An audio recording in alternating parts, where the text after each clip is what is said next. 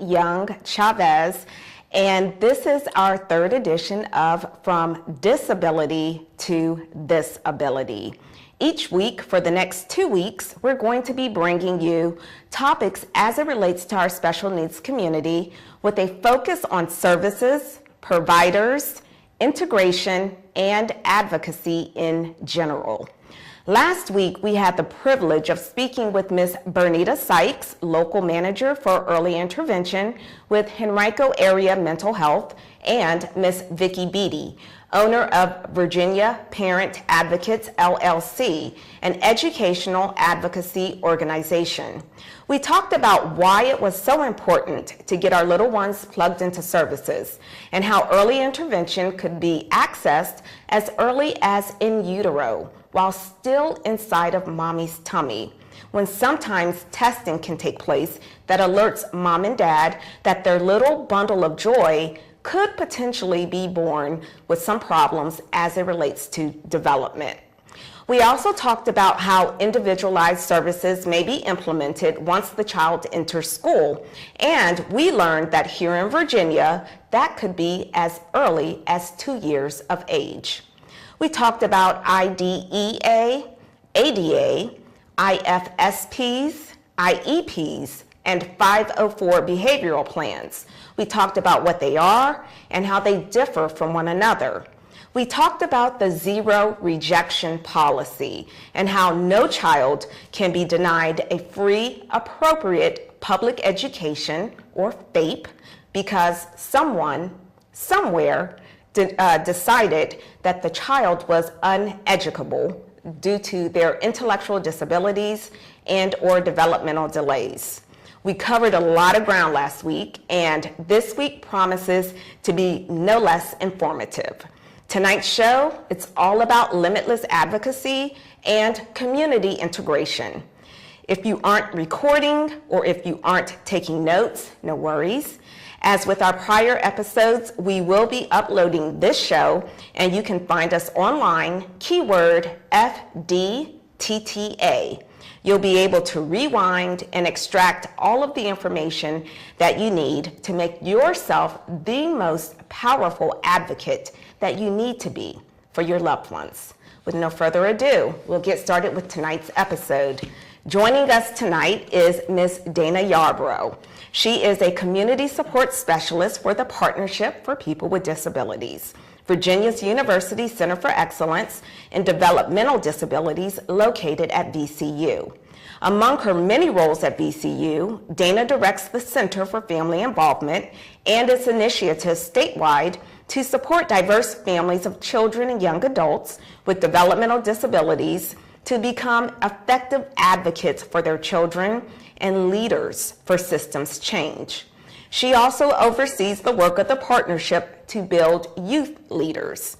Dana is the mother of a 23-year-old daughter, Brooke, who, in spite of her significant support needs for physical, intellectual, and sensory disabilities, owns her own dog boarding business. Dana holds a master's degree in nonprofit leadership and master's in special education secondary transition. Welcome, Dana. Thank you for joining us. Next, we have with us Ms. Linda Lee. Linda is the executive director and owner of Geraldine Management Services, LLC. The company provides supports and skill building services to individuals who are intellectually disabled. Over the past decade, her company has grown exponentially. She provides several programs inclusive of congregate residential, sponsored residential, in-home supports, community engagement, community coaching, and workplace assistance. Ms. Lee is a former member of the local Human Rights Committee in the Richmond, Virginia area and has served as a member for 3 years. She also has worked as a manager of case management services at a local CSB or Community Services Board, where service coordination and oversight were provided to its intellectually disabled and developmentally delayed clientele. Welcome, Linda. Thank you for joining us.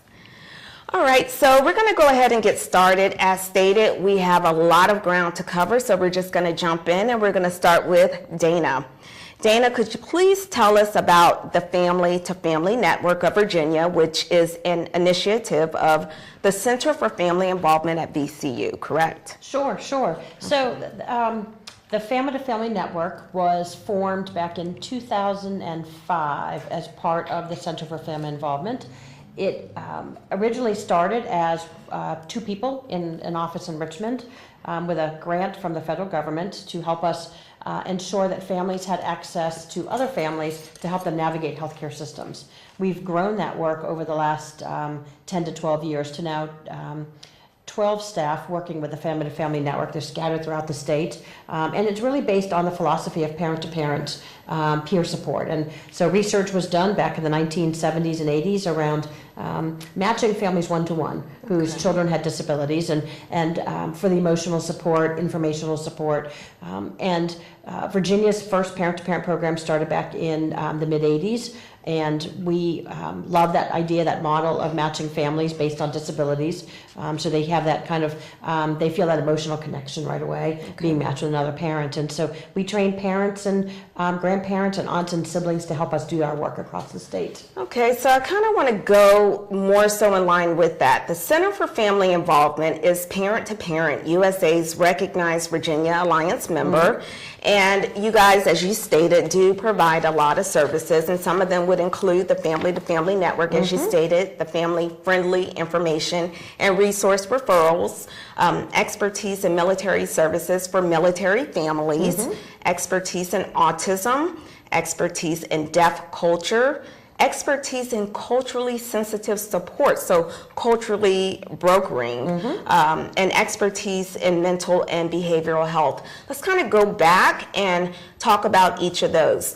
You were talking about the family to family and having that sense of, you know, I'm in this with you, so to speak, and that could be inclusive of the emotional and the informational, the community services and systems navigational support. I have to say this because I went through this program with you many years ago, it feels like. And when I was going through it, I personally found that the systems navigational support to really speak to my soul, because it was all inclusive. It was an umbrella for so many different topics. And I really wasn't necessarily interested in the emotional. I mean, we need to be emotionally supported, but I was interested in increasing my arsenal, my knowledge to better strengthen my advocacy skills for my son. So having said that, let's talk about the family-friendly information resource referrals. What is involved with that? Sure. So, you know, when we look at family engagement, I tend to look at it as kind of three levels. That when families become engaged, they have a child with a disability, and they're learning how to navigate, get emotional support, learning how to navigate the system. The first level that all of us are at is that need for information, and we need information in a way that speaks to us. And so for some of us, that is visual information. For some of us, that is information found on the internet, videos that explain things. For some of that, it is talking to another parent. And so we spend quite a bit of time trying to discern where families are, making sure that the information that they receive is culturally competent, is available in a family-friendly way. So sometimes we reduce some of the amount of text that's provided, because it'd be really overwhelming to get a 60-page book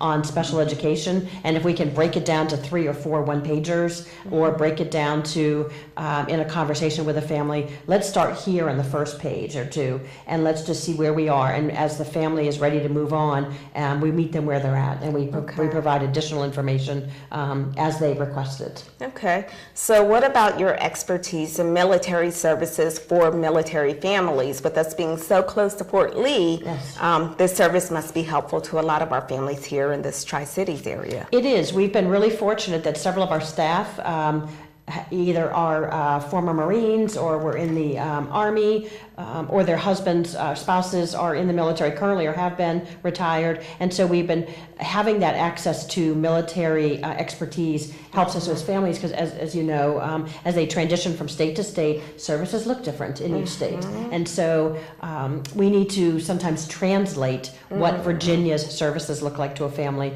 And so if we can do that through our Center for Family Involvement and through our family navigators, our volunteers, years, then we are always looking for recruiting people who have some military expertise. I really think that that's extremely important. I'm a military brat. We moved around a lot. Yep. And so just being inserted and then trying to get acclimated, Right. and then learning, like you said, that state's way of doing things. So even if it's a program that is federally funded, that should be the same wherever Right. you go, doesn't always work Right. that way. So Right. having someone there to help you navigate those waters is extremely Yeah. important and helpful.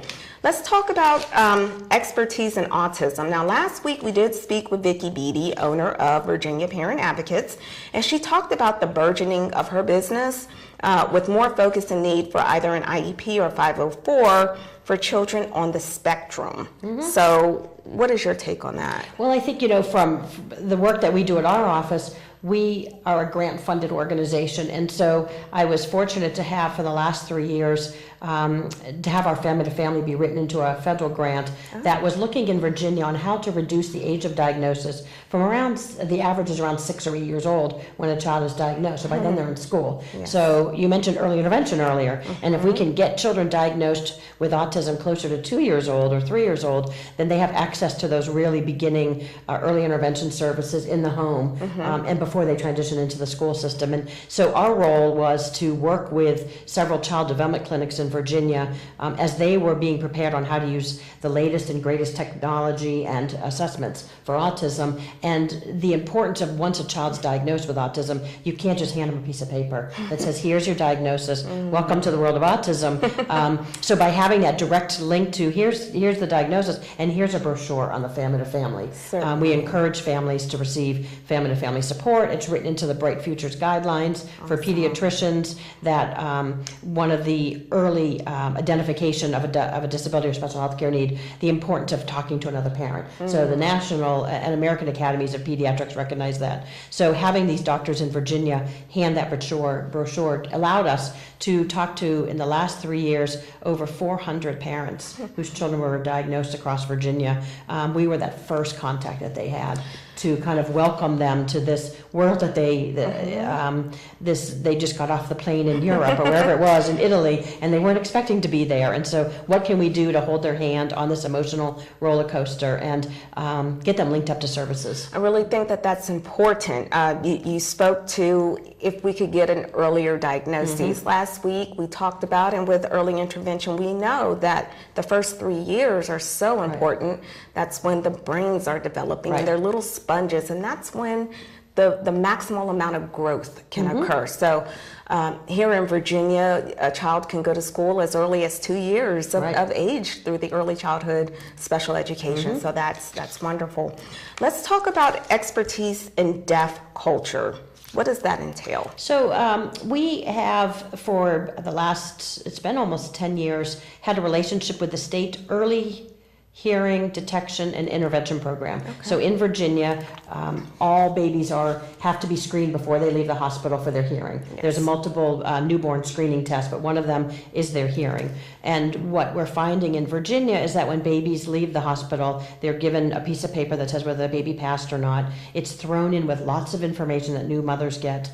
And they don't always realize the importance of going back to have the child's hearing retested. And so we've partnered with the Department of Health and have several staff who are deaf and also have deaf children. And we are working not only to provide parent-to-parent support to encourage families to go back, but also working with newborn screening teams and audiology clinics across the state to ask, how are you encouraging families to go back and get those that hearing tested? Because we find, unfortunately, a lot of pediatricians have a wait-and-see attitude. And so if the parent says, well, I'm not sure if they're hearing well, the doctors may say, oh, it's just some fluid in their ears. As they get older, they may grow out of that. And it, just like autism, we don't want to wait. We don't want them to lose access to information if there's a hearing loss. And we want to find those communication modalities that will work best with that family and child before they get to the school system and they've lost that valuable time learning how to communicate with the world.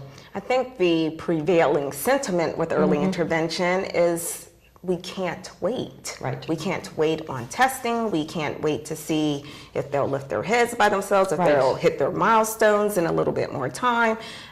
Time is always of the essence when dealing with our young ones. Let's talk about expertise in culturally sensitive supports, cultural brokering. What does that mean? Sure.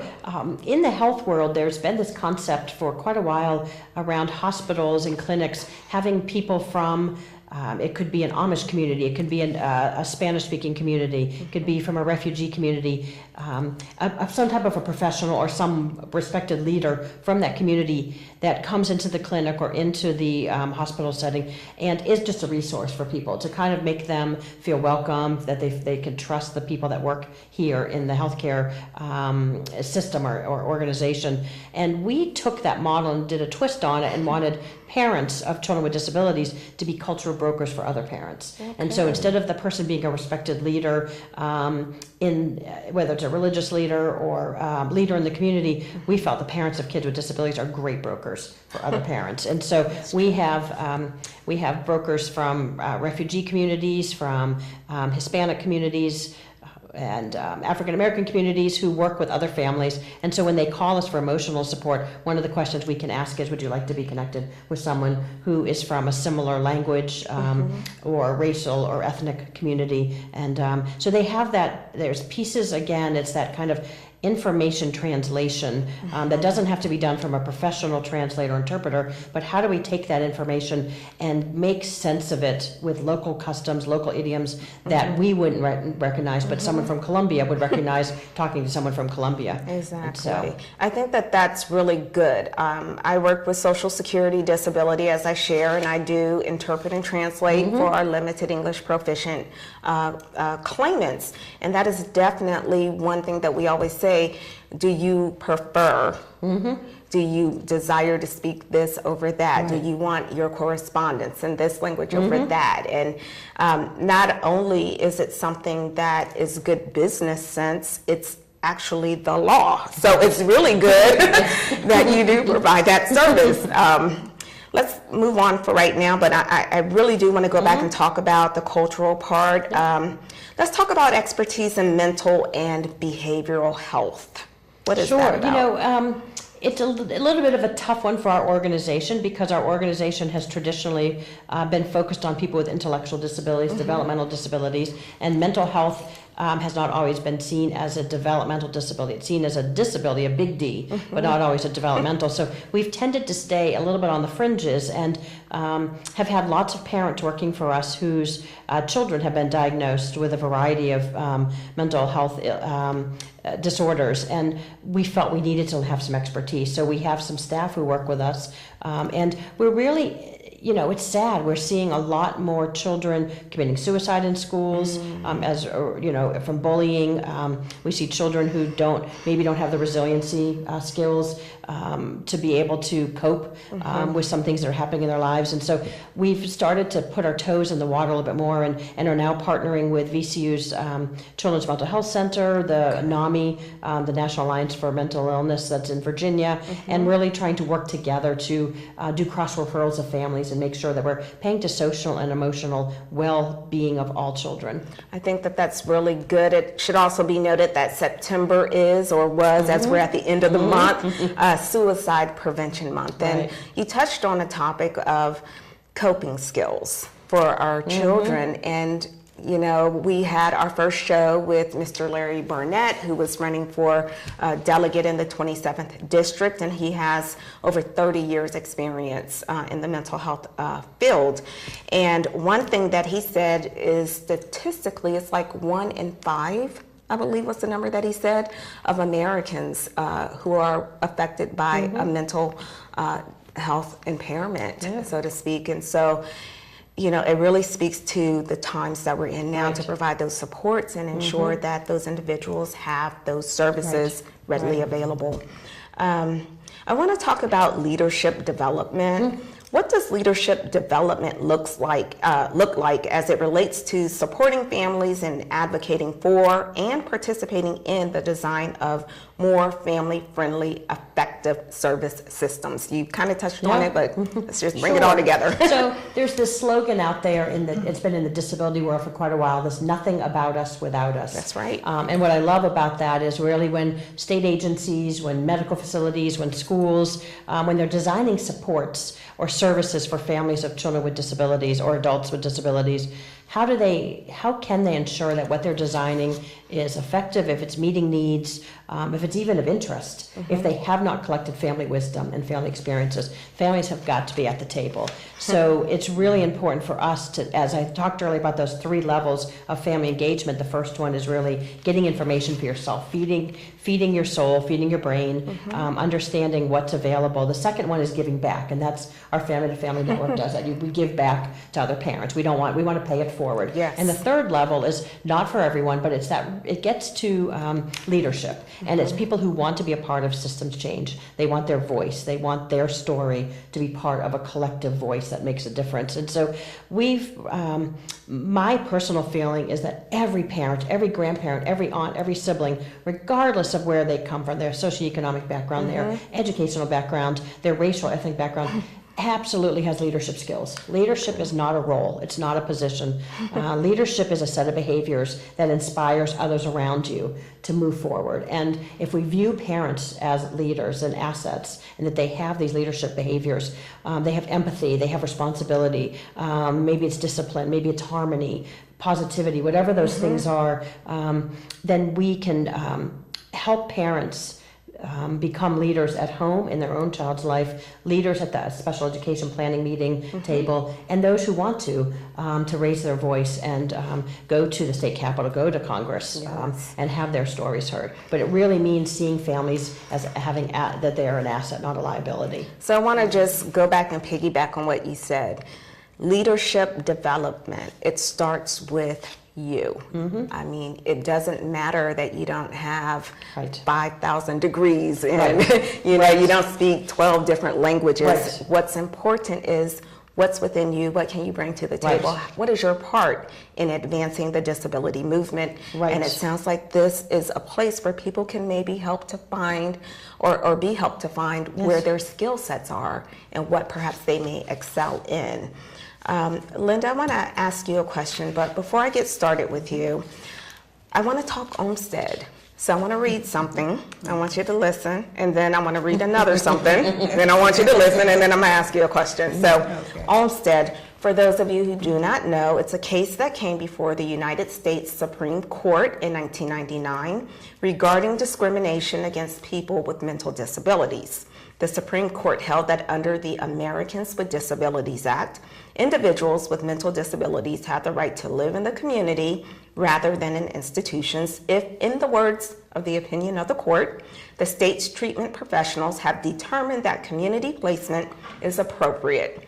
The transfer from institutional care to a less restrictive setting is not opposed by the affected individual, and the placement can be reasonably accommodated, taking into account the resources available to the state and the needs of others with mental disabilities. The case was brought before the Supreme Court by the Atlanta Legal Aid Society in 1999. Now, the settlement agreement here in Virginia, I'm just going to hit on a couple of important dates here. In August of 2008, the Department of Justice initiated an investigation of Central Virginia Training Center, CVTC. In April 2010, the DOJ notified the Commonwealth that it was expanding its investigation to focus on Virginia's compliance with the Americans with Disabilities Act and the U.S. Supreme Court Olmsted ruling. In February 2011, DOJ submitted a findings letter to Virginia concluding that the Commonwealth was failing to provide services to individuals with intellectual and developmental disabilities in the most integrated setting appropriate to their needs. And in March of 2011, Virginia entered into negotiations with the DOJ in an effort to reach a settlement to avoid an extremely costly and lengthy court battle. On January 26, 2012, Virginia and DOJ reached a settlement agreement. The agreement resolved DOJ's investigation of Virginia's training centers and community programs in the Commonwealth's compliance with the ADA and Olmsted. On August 23rd, the United States District Judge, John Gibney Jr., granted the joint motion for entry of settlement agreement, stating that the court found the consent decree to be fair, reasonable, adequate, and in the public interest. Now, Linda, you're the owner, the operator, the executive director of your own company, Geraldine Management Services, and you've been in business for well over a decade now. Okay, so that correlates with the time frame of the settlement. I'm curious to know, how did Olmsted impact you as it relates to your career choice? Well, it's very overwhelming. It's still in the makings, of course. There were a lot of changes that rolled out at the same time, and we just had to acclimate to it. We just had to push through it and meet the requirements and the guidelines. And most recently, the redesign went into effect in September of last year. Yes. So this is our anniversary month, I guess you could say. The waiver rates changed. Yes. With a lot of programs. The group homes went from hourly to daily rates. The rates changed from day services. We had blocks of hours, like 3.99 hours might have been one unit. Now it's an hourly rate. So there are a lot of changes, but we're adjusting. Okay, but did not Olmsted give you the foundation that you needed to say, hey, I want to be a part of ensuring that these individuals are in the community, that they are integrated and that they're a part of their community where they live and they shop and they work and they eat and just everything that everyone else, may do. You stated that your career, prior to doing this, that you worked at a local community services board. How long did you work there? I was there for 10 years. Initially, the first 2 years were as a case manager, working with intellectually disabled individuals. From there, about a year in home supports with the same agency, and then the last 7 years as the manager back in case management. So when then did you decide that you desired to start your own business and that this was the avenue that you desired to go in? Well, I desired to have my own business probably in the late 90s. Just not sure what track I wanted to take. So when I started working for the Community Service Board and working with intellectually disabled individuals, that's when I realized that was my target area. So I began to make plans for starting my own business. And the best way to do that was to become a provider, so that I could reach them more directly instead of indirectly as a case manager. So with my great, wonderful team that I have, we have grown a lot over the past 10 years. And we love working with that particular population. Your mission statement is inclusive of the following: to provide structured programs designed to meet the individual's physical and emotional needs, as well as provide guidance, protection, and supervision. To provide the maximum level of care through hands-on support and training to individuals who have been identified with mild to severe intellectual disabilities and who may also suffer from a mental disorder. Overall, this program's purpose will be to assist individuals in reaching their highest level of independence by providing skill building and support that emphasizes normalization within the community. That's awesome. Did you know that when you were establishing your mission statements, how in line with Olmsted that you were being? No, I didn't, but it's great. It just kind of worked out within the same time frames and everything. Having said that, Linda, you do provide day support, sponsored residential services, in-home support, and small bed group home services. So let's talk about what each of those services entail, what they look like, or what they could look like. Day support, what is that? Well, historically, day support was either center-based or non-center-based. That has changed as of September of last year. Now it's day services, and under that fall group day, which is in the center, mainly in the center, but they do go out into the community. Shopping, meals, volunteer services, things like that. Then we have the community engagement, which is a new program.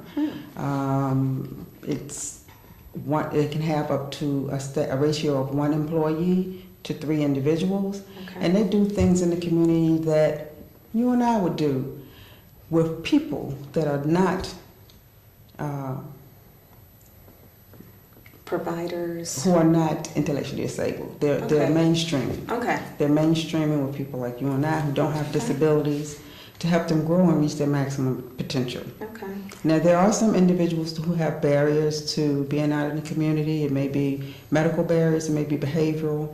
So those individuals would fall into another new service under day services, which is called community coaching. That's a 1-to-1 program. Where they go out in the community with 1 employee and help them overcome their barriers. That's a short-term service. How long? Well, it depends on the individual, but it's designed to be a short-term individual that allows them to improve through skill building and supports, so that they can transition into either the group day or the community engagement, which is the 1 to 3 program. And that's basically dealing with someone with a behavioral issue or with a medical. All right, so let's talk about sponsored residential services.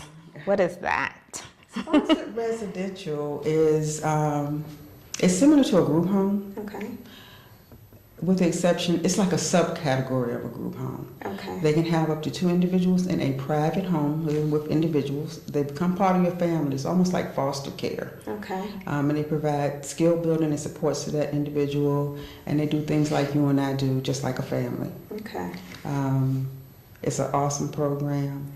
We utilize that program. We definitely think that it's awesome. We've talked about that program with some of our prior guests, and it's something that makes it possible for families to stay together. It's a supports service that helps families to stay connected to the community. We know about circles of support, and being out in the community, you're able to live at your highest level in your own room with your own belongings and your own pets and what have you. But it not only helps families who have loved ones that they're caring for under this program, but it also helps individuals who don't care for that group setting, that need that more one-on-one nurturing. So it's awesome for them as well. That is really good. Let's talk about in-home support. What is that? In-home supports is a service that's provided in the individual's private home. They may live with family. The staff go in and work with them 2 or 3 hours, 4 or 5 hours, or maybe 8 hours. It's not a 24/7 program. They go home, they leave and they go home, and they may come back the next day. And they engage in the same skill building and supports that the other services engage in. Community integration, community awareness, self-care skills, everything that would enable that person to reach their maximum potential as far as being independent. Can that work in concert with, say, sponsored residential services, or is it a standalone service? If you're utilizing that, is that considered double dipping, or? It is double dipping. Have to let people know. You can do in-home supports and day support. You can do in-home supports and respite. But you can't do in-home support and sponsored residential. So you have to know the delicate balance of, and that's why you're there to help families and individuals navigate and facilitate. Let's talk about your small bed group home services. How many group homes do you have? 1 group home. And how many beds? It's licensed for 4 beds. And it is a 24/7 program. And again, it is very similar to sponsored residential, with the exception of having more individuals live in the home. Okay. And that helps the individuals to kind of have that independence, to feel like, hey, this is my home. You're not necessarily living with a family, so you know you may have that more independence, so to speak. Is that correct? Okay. So Dana, I want to kind of go back to you right now. The Partnership for People with Disabilities, I want to share what your website states. More than 50 million Americans currently live with some form of disability. In Virginia, this means that 1 of every 5 citizens will have a disability or know someone who does. Hence, the challenge is clear. The goal of the partnership is to further the ability of individuals with disabilities to be fully included in their communities. How do you feel about that, and how do you do that? I mean, I know that with all of the programs, you know, you're marrying everything together, you're doing the family to family, you're doing the cultural brokering, but when you wake up in the morning, do you just like get overwhelmed, like, wow, I've got to go and conquer the world today? And how do you do that? And so, you know, it is a challenge because over the 100 staff that we have at the Partnership for People with Disabilities at Virginia Commonwealth University, about 50% are family members, their parents, they're people with disabilities themselves. And so we feel very passionately and very strongly about our values and whether we are, and how that plays into the work we do. But we are federally funded by Congress as one of the 67 university centers for excellence in developmental disabilities. And so our job is not to bring our values to the table. Our job is to bring best practice, promising practices, evidence-informed practices to Virginia on how to work with babies, how to work with school-age children, how to work with adults with disabilities, how to work with families, how to improve case management, how to work with the community engagement, and how that system is designed in Virginia. And so it can be a challenge at times because we're not an advocacy organization, and we as parents want to wear that advocacy hat. Yes. Okay, so having said that, and I want to just even build more so on that, as the director of the Center for Family Involvement under the Partnership for People with Disabilities, you serve, as you stated, to work with families and self-advocates, those with disabilities themselves, members of their families, state and local government agencies, community providers. You provide training and technical assistance, research, and something that you touched on a little bit earlier, and something I vitally and firmly believe is important, the information sharing. And you focus on building capacities of communities to sustain all of its citizens, the neurotypically developed and the non-neurotypically developed. Again, it's a lofty amount of core goals that you have to do, that you have to achieve. And as a University Center for Excellence in Developmental Disabilities, I know you touched on them and you said all of the things that you do, but it is so much though that you really do. On a typical day, I can only imagine you're probably doing seminars and trainings and tell me about the Family to Family Network. How long is that training? What type of commitment is required from an individual? Sure. So when we are recruiting or people hear about the Family to Family Network and they want to become one of our volunteers, we require everyone to go through a minimum of 8 hours face-to-face training. It talks, we cover, what is the role of a family navigator, a bias, because we all have biases, but when you're sharing information with a family, it needs to be shared in a way that allows them to be, we call it co-powering. Instead of empowering, we call it co-powering. And so we're working together with the family to think about what options work best for them and what their decision-making needs are. And so it can be, we do the 8-hour trainings and then we ask navigators to get together every couple months with their local coordinator, just for social opportunities, but also to get support from one another. And so they volunteer 5 to 8 hours a month. We have ongoing webinars for anything that comes out from an ARC or a Center for Independent Living or from a state agency that has training information. We want them to get connected. We pay for them to go to conferences for professional development. It's really important that we continue to build the skills. And what I love about being a family navigator, and I did parent-to-parent support before I came to the partnership, is the skills you build professionally. So we have a lot of people that work for us who have never held a job before outside of the home. And we say, document, you're interviewing families, you're providing information to families, you're translating information for families. Those are all great skills to have. Definitely. So we're hoping that families stay with us, but we also want them to go on to greater things outside of the partnership. And that may be advocacy, that may be that they decide to go back to college and they get inspired to go work in a classroom, they want to go work at a provider organization. And so we hope we're an entryway for a lot of parents to build the self-confidence. So let's talk about the coordinators. You stated that there are coordinators and there are navigators. So roughly how many coordinators do you guys Right now, we have 22 staff in the Center for Family Involvement. Everyone's part-time.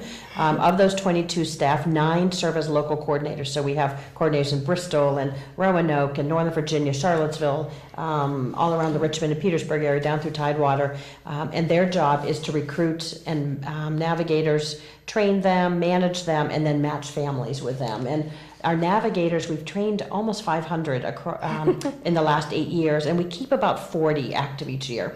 I think it's really interesting what you said. You want to empower or co-power these individuals, and you want to see them grow. You want to see them go. Yes. You want to hold their hands, but you don't want to hold them back. So you Right. said if it's a matter of them going back to school or getting involved on a board or maybe starting their own company, you guys are definitely there to support that. Right. And even to kind of be used as a sounding board or a reference tool. Right. So that's really great. Linda, I want to ask you, in terms of growth, where would you like to see Geraldine Management be in about 5 years? I'd like to see the day center in its own building, owned by Geraldine. Okay. With a doubled census, we've grown quite a bit. Actually, we're full now. Okay. We're going over to the wait list side. I'd like to see sponsored residential grow. Okay. At least 20 more. Oh, okay. 20 more sponsored homes in the next 5 years. Okay. And maybe one additional group home. Okay. Okay, very good. As owner, director, entrepreneur, what are some things that make you smile? Where do you see your greatest accomplishments? Wow. I mean, is it in providing special needs community members with the opportunity to be with their families as opposed to being in some other setting? It's bigger than that. I mean, that's an important part too, and I think you're speaking of the sponsored residential portion. But just being able to provide services to the intellectually disabled population, period. It's very heartfelt. Especially when you work with individuals, because some of the work that you do with them is repetitive in order to accomplish a goal. Okay. And when you work with someone, for example, for 3 years on just how to open the door to the building, because it opens out instead of in, and they finally get it, that is a good feeling. So just working with the population as a whole is very, I'm proud of that. I'm glad to be in that field, and I'm proud of my team. Okay. Because they work hard as well. They do. You have a great team. I have a question for you. You oftentimes have to go off script. You don't always work from 9 to 5. We know for a fact within our family, as I've shared with our viewers and with our guests, and you guys know that my son Stefan is medically involved and medically fragile. You've been in the hospital room with us as we're watching to see if he's even going to make it to take his next breath. You've been with us on more than one occasion with other family members that are clients' family. You've seen them go home. How do you deal with that and still every day commit yourself? God gives me the strength. That's my ultimate power there. He covers me through it all, and when I pray, I thank Him. I thank Him for giving me the strength to make it from day to day, and I do work long hours. You do. And I also thank Him for the challenges that I encounter periodically, because it only strengthens me and makes me wiser. So that's one. Okay. 2, as I mentioned earlier, my awesome team that I have. I think I have a great team. We've added 2 new coordinators, so we have 4 coordinators now, and they're all awesome, and they're work driven, and they have the same goals and thoughts that I do in providing supports and services to individuals with intellectual disabilities. And thirdly, my husband. Okay. He's also my strength, and he's an awesome. He brings his own set of skill sets to the company. Okay. And he's an awesome trainer. So. I can honestly say from the clients, from the families that work the program, we know that you're not just reading notes and checking, and you know, it's a little bit more in depth and it's felt. So thank you for your very hard work that you do, and we are very happy that you're part of our family as well. I'm going to ask you, Dana, a 2-part question. I'll give you the first part, let you answer, and then we'll come back to the second part. Last week, we spoke with early intervention specialist Bernita Sykes and educational advocate Vicki Beatty. The partnership is formed around 4 areas of emphasis: community living, early intervention, early childhood education, and health. How do you achieve getting information out to the masses as it relates to the aforementioned? You know, I mentioned that we are funded by Congress, and so we are required to pick areas of emphasis, and that typically is based on kind of areas that are important to Virginia. And as we're talking tonight about Olmsted, and certainly the community living is very important for us. We've kind of historically chosen to run projects with the partnership that focus on our newborns and our birth to 5-year-olds, and have a strong professional development center for early intervention professionals and early childhood professionals. We have a lot of projects related to health. We have projects around school-age children, around the idea of community living, and many of those work in silos. So our project for deafblindness, for example, works really kind of in a silo by itself. Our abuse and neglect project kind of works in a silo. The beautiful thing about the Center for Family Involvement is that families are involved in every one of those systems, in healthcare, in early intervention, in school systems. So we're one of the few projects at the partnership having this large center that allows us to go across all content areas, across all areas of emphasis, and recruit families to come work for us and to be navigators who have experience specifically in each one of those, and we can bring family wisdom, family experiences that allows us to not only be responsive to parents that are calling us, but also our director and our leadership team at the office. It's that reality check every day when I'm able to bring forward to them issues or trends that we're seeing, systemic issues in the state, and how might we as an organization who has a mission that all children will live, learn, work, and play in a community, how do we find what might be the next project or exciting thing to work on? And we do research. Because we have access to so many families, we've been able to run several research projects around the families that we support, and that's also helped inform the professional field. As we learn findings, it's that taking that family wisdom and knowledge now to professional practice, which is really exciting. Okay, so you touched on something that's going to be used for my second part of my question. You said systemic issues. Now, I'm presuming at this level of involvement, if something major starts happening that affects our special needs community, your finger is on the pulse and you're right there, you're gonna know about it. How adaptable are you as it relates to changing your game plan to address the issue or the concern that may be on the rise, such as the new CIS, let's take that out, and how that relates to your tier level of care? Sure. So if we look particularly at the support intensity scale, first, the way we would approach as an organization is that it is an evidence-informed assessment tool. It has evidence behind it when it's done correctly with the right assessors who have been trained and they know what to do, and they're not making judgment calls, and the scoring is consistent with how the tool was designed to be. Then from an organizational perspective, our next thing is, okay, we have an evidence-informed tool, now we're looking at practices. So what can we inform the state about our practices happening in accordance with the developer of the tool? We also get phone calls from families and people with disabilities who are worried that a score on an assessment is determining their life. And so we can provide emotional support, we cannot do advocacy with them, that we really do move them onto the ARCs and other organizations who are formed so they can address advocacy issues. But, you know, it's a tough one because, again, I mentioned these values and things that we come to the work every day with as a parent.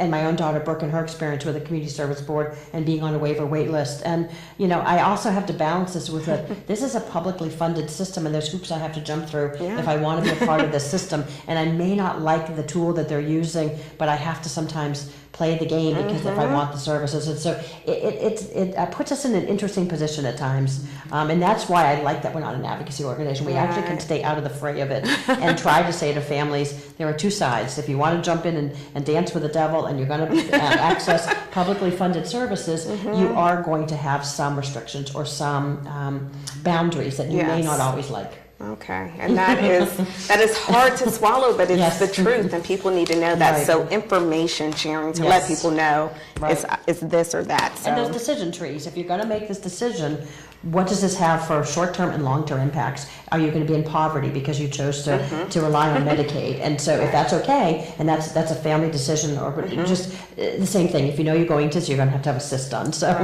so you do. You have to be informed and make wise decisions. Tell us about Virginia Parent Resource Centers. Sure. So what's really cool, for about at least 20 years, Virginia has 132 school divisions, 132 counties and cities, and each one has their own school division.